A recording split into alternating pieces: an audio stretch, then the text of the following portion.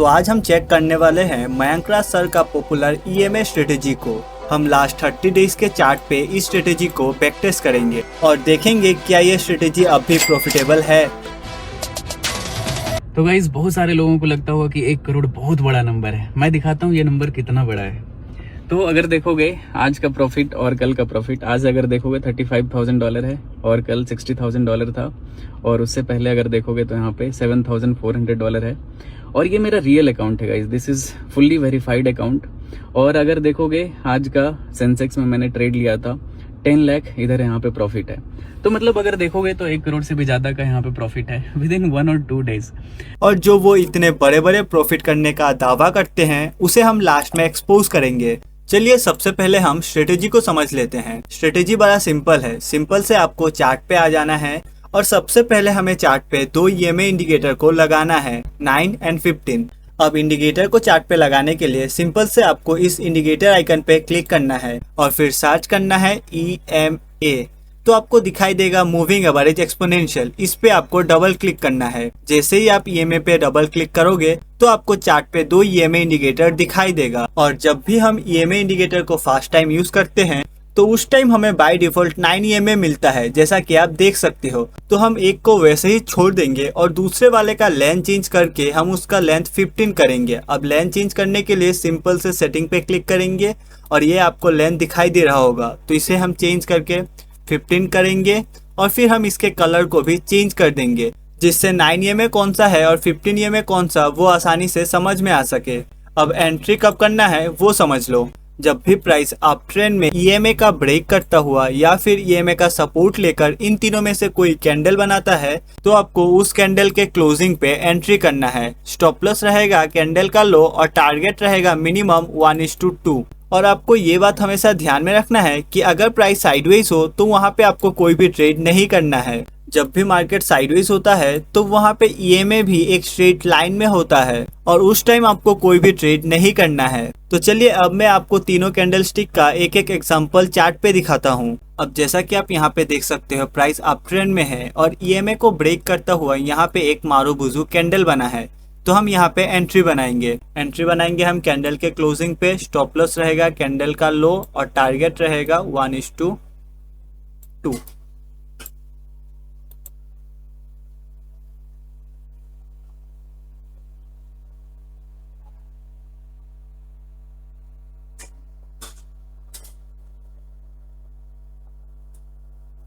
आप देख सकते हैं प्राइस सीधा ऊपर जाते हुए प्रॉफिट टारगेट को हिट कर दिया। चलिए हम दूसरे कैंडल स्टिक को देखते हैं। जैसा कि आप देख सकते हैं यहाँ पे हमें एक अपना कैंडल स्टिक देखने को मिला है। प्राइस ऊपर जाते हुए अप ट्रेंड बनाते हुए हमें यहाँ पे ये कैंडल देखने को मिला। तो हम बस इस कैंडल के क्लोजिंग पे एंट्री बनाएंगे और स्टॉप लॉस रखेंगे बस कैंडल का लो और टारगेट रहेगा 1:2।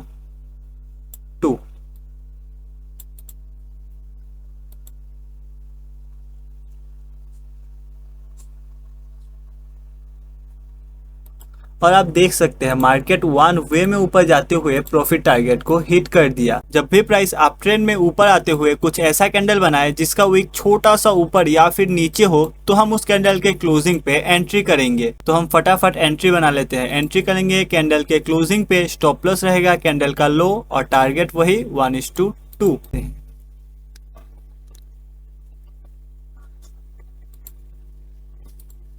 और आप देख सकते हैं यहाँ पे भी प्रॉफिट टारगेट हिट हो गया। तो ये तो हो गया बाइंग सेटअप। चलिए अब हम सेलिंग सेटअप को भी समझ लेते हैं। जब भी प्राइस डाउन ट्रेंड में नीचे जाते हुए EMA का ब्रेक करे या फिर EMA का रेजिस्टेंस लेके इन तीनों में से कोई कैंडल बनाए तो हमें उस कैंडल के क्लोजिंग पे एंट्री करना है। स्टॉप लॉस रहेगा कैंडल का हाई और टारगेट वही 1:2। चलिए इसे भी मैं आपको चार्ट पे दिखाता हूँ ताकि आपको और अच्छे से समझ में आ सके। जैसा कि आप इस चार्ट में देख सकते हैं प्राइस पूरा निगेटिव है, यानी कि टोटली डाउन ट्रेंड में है और यहाँ पे हमें एक मारूबुजू कैंडल देखने को मिला। तो बस हम इस कैंडल के क्लोजिंग पे एंट्री बनाएंगे और हमारा स्टॉप लॉस रहेगा कैंडल का लो और टारगेट वही 1:2।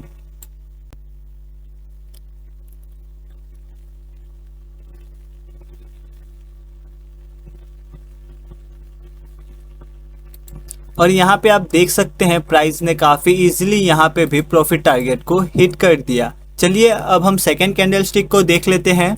दूसरा कैंडल स्टिक कुछ ऐसा दिखता है। इसके ऊपर तो वीक होता है पर नीचे थोड़ा भी वीक नहीं होता। यहाँ पे आप देख सकते हो, यहाँ पे एक हमें मारुबुजू कैंडल भी देखने को मिला था। अगर आप यहाँ पे एंट्री नहीं कर पाते, मिस हो गया होगा, तो आप यहाँ पे भी एंट्री बना सकते थे। तो देखिए हम यहाँ पे एंट्री बनाएंगे। स्टॉप लॉस रहेगा कैंडल का वही हाई और टारगेट 1:2। और आप देख ही सकते हैं मार्केट ने बस नेक्स्ट कैंडल में ही प्रॉफिट टारगेट को हिट कर दिया। अब यहाँ पे मार्केट बहुत स्पीड में रिवर्स भी हो गया, लेकिन अगर आप स्कैल्पिंग करते हो तो आपको क्विक एंट्री और क्विक एग्जिट आना चाहिए। और हाँ, जब भी आप ट्रेड ले तो आपको इन दो बातों का हमेशा ध्यान रखना है। पहला, मार्केट साइडवेज नहीं होना चाहिए। अगर मार्केट साइडवेज है तो वहाँ पे आपको कोई भी ट्रेड नहीं करना है। और दूसरा, आपको निफ्टी 50 और बैंक निफ्टी दोनों ही चार्ट को फॉलो करना है। जैसे कि मान लीजिए आप निफ्टी 50 में ट्रेड करते हो, तो जब भी निफ्टी 50 में सेटअप बने तो आपको साथ ही साथ बैंक निफ्टी के चार्ट को भी देखना है।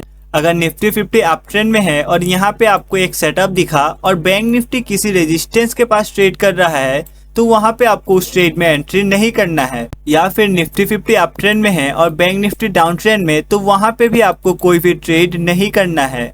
अगर सीधा सीधा कहूँ तो दोनों इंडेक्स में सेम डायरेक्शन में मूव होना चाहिए। तो चलिए अब हम इस स्ट्रेटेजी का असली सच्चाई देखते हैं कि क्या ये स्ट्रेटेजी अब भी प्रॉफिटेबल है। तो आज है 15 अगस्त, हम एक महीने पीछे 15 जुलाई को चलते हैं और फिर हम हर एक दिन इस स्ट्रेटेजी को बैक टेस्ट करते हुए आएंगे। उससे पहले अगर आपको ये वीडियो पसंद आ रहा हो तो इस वीडियो को लाइक कर देना, और मन ना भी करे तो मेरे लिए इस चैनल को सब्सक्राइब कर देना।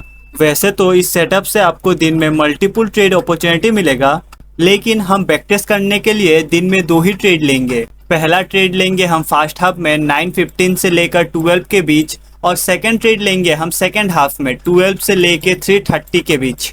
इससे फायदा ये होगा कि अगर कोई मॉर्निंग के टाइम फ्री नहीं होता, लाइक स्टूडेंट, तो उन्हें भी आइडिया मिल जाएगा कि ये स्ट्रेटेजी सेकंड हाफ में कैसा परफॉर्म करता है। तो चलिए सीधा हम अब जुलाई के चार्ट पे चलते हैं। तो ये है 14 जुलाई का चार्ट। 14 जुलाई को मॉर्निंग ट्रेड में प्रॉफिट टारगेट हिट और सेकंड हाफ में मार्केट साइडवेज होने के कारण नो ट्रेड।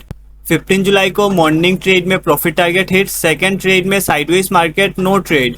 16 जुलाई morning time profit target hit, second half profit target hit. 17 जुलाई morning stop loss hit and second half profit target hit. 18 जुलाई morning profit target hit, second half stop loss hit. 21 जुलाई morning no trade, second half profit target hit.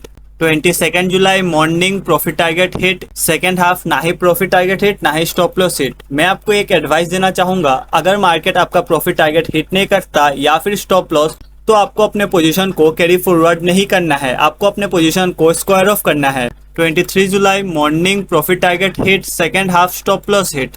24 जुलाई morning profit target hit, second half stop loss hit. 25 जुलाई morning profit target hit, second half stop loss hit. 28 जुलाई morning profit target hit, second half profit target hit.